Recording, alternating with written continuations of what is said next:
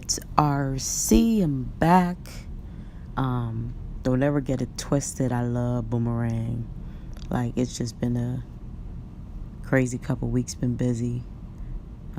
So I'm back. Love to talk about episode 5, 6, and 7. Episode 5, the let out. Let's start off with a quote of the episode. There was that little diss from Bryson said, get away from me with that Steve Harvey suit. You looking like a Jehovah Witness. To David, He kind of felt like he was messing up his chances of getting these girls from the club. And Bryson, like he said, you don't want them girls from the club. Stop playing. Everybody know Bryson all about Simone. Stop it. That was a funny one, though. That's a great quote. I need you now. I need you now. Not another second or another day. Not another hour. I can't believe they're playing Smokey Norville. The chorus was singing I Need You Now by Smokey Norville. Like, yes. I felt like I was at church. I was with this episode. Oh, yes. I like how they combined the preaching scenes with real life, what's going on, because, some people say one thing, do another. But it was just beautiful how they intermingled everything. And we were introduced to David as the pastor. And he was great. He was wonderful. I can relate to David's character. He doesn't drink. I really drink. Every time, he tells people he's a Christian, they kind of, find a way to maneuver another way. It kind of sucks, but I feel like I'll never turn away from God for no man on earth. But finally, the young lady came around after seeing his wonderful manners that being displayed like a young man should. She might be visiting his church after all. And later on in the episode, she did. Don't ever tell me nice people don't win. He won. The moment we were all been waiting for. Bryson and Simone. Kiss.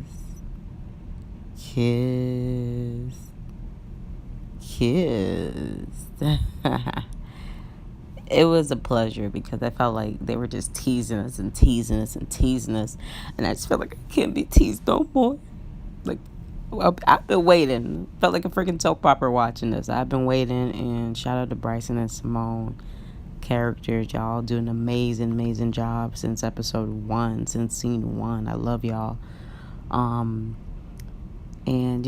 Tia in the back, like Trayvon and Sandra Bland. I'm just saying though, hey, that song is just hidden. Favorite moment would go to Pastor David for preaching about being resilient and defeat and trusting the Lord despite of what you are going through. May the audience say amen. Amen. No weapon upon me shall prosper. Let's have some church up in here. I smile. Even though I hurt, see, I smile.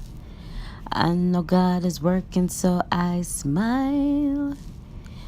You and you and you and you, we should all smile.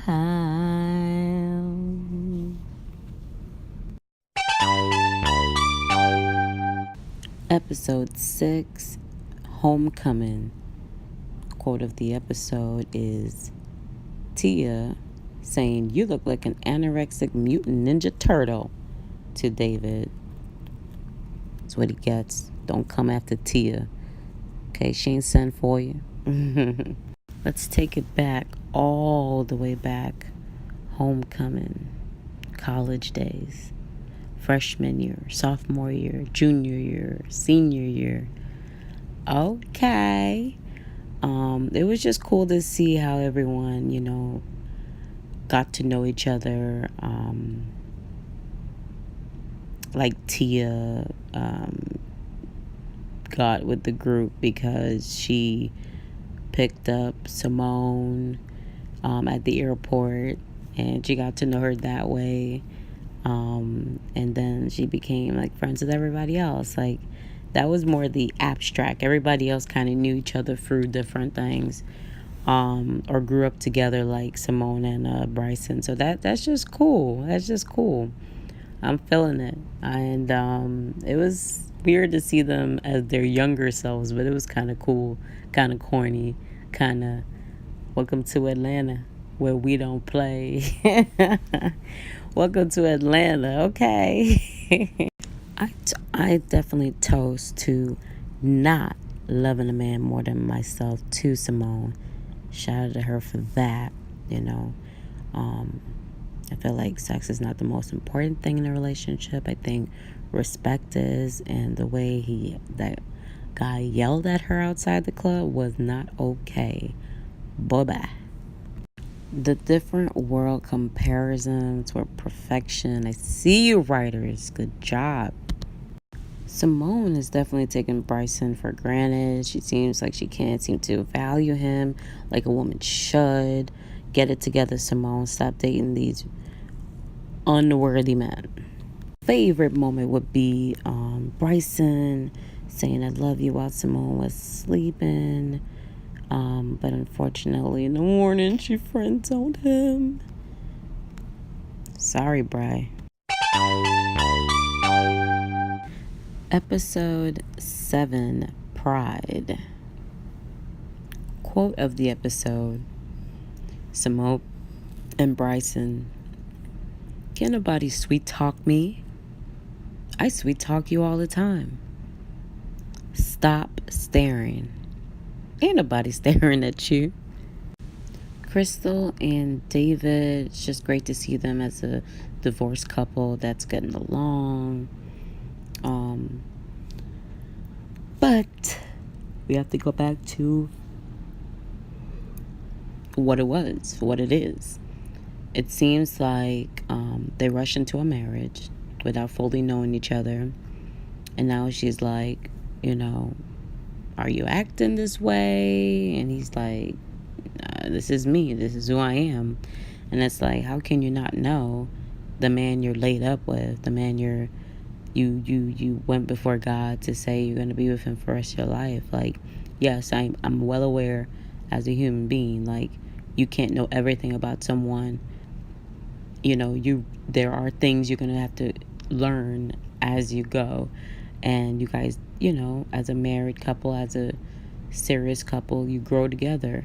But basic things like if he's being a Christian or if he's faking it, stuff like that, you should kind of know before marrying somebody. And if you had a ideology of he's acting kind and he's not really kind, then you shouldn't have married him. Let's just pray for her. But even for all of this, guess what? He still saw her as what? A queen. I knew it. I guessed it in one of the previous episodes, but I didn't say none. But Ari finally admitted that he likes both men and women. This was hinted episodes back. But a woman from his past is claiming he's gay and he doesn't like labels. To me, a label is what it is, but I understand freedom of speech, freedom of individuality. I feel like he don't like labels, but the way it's looking, he's like a trisexual. Because if you don't want to claim you're gay people, if you don't want to claim you're straight people, if you don't want to claim being a bisexual, then you're like, what they call it, a pansexual? Isn't that what they call it? Isn't that what they say Janelle Monáe is? Y'all heard of that? Janelle Monáe says she's a pansexual. If it's called a pansexual, fine. But in my head, I call it a trisexual. You're trying out different things, But Ari, love is love, babe. T at her video shoot, which was co-directed by Ari. You know, it was a fun shoot. Everybody was doing their thing, dancing. I think I saw a couple people. Was that Funky Dineva? And she was rapping, doing her thing, you know, take a knee like Kaepernick. I'm just saying though. Hey, hey, hey, hey. It was really fun. It was really cool, and you know, they really had fun. This whole episode, Bryson's been freaking out. He doesn't know if he is the brother of the woman he's been praying to be in a relationship all his life since 7. And the results are in. Ladies and gentlemen, Mr. Grant, Simone's daddy, Simone's father, is not Bryson Bear's father. Again, Bryson, you can go ahead and be with Simone. Favorite moment would be Bryson and Simone saying these 3 special words. I love you. Questions for my substers. You know what time it is. Go ahead and subscribe. If you like someone but found out you two are related, would you still date them? And number 2, did y'all see Funky Dineva? What other popular gay YouTubers and people did you recognize in this episode? Shout out to everyone who has subscribed, everyone who's about to subscribe, and stay tuned for more. It's RC. Yeah.